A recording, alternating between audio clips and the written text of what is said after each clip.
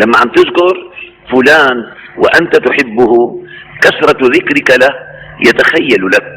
كذلك عندما تذكر اسم الله، الله الله الله الله، عند ذكر الاسم يتخيل لك عظمة المسمى، فلذلك تشعر بجلال، بهيبة، بعظمة. فإذا كنت جالس حضرت مع الله فاشهد أنه يراك، تيقن أنه مطلع عليك، أنك لا تغيب عنه ولا طرفة عين. هذا الشهود.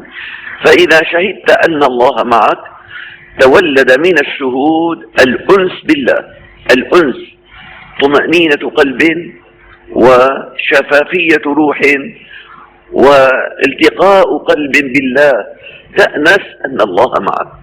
فهنا لذة الذكر بهذا الأنس.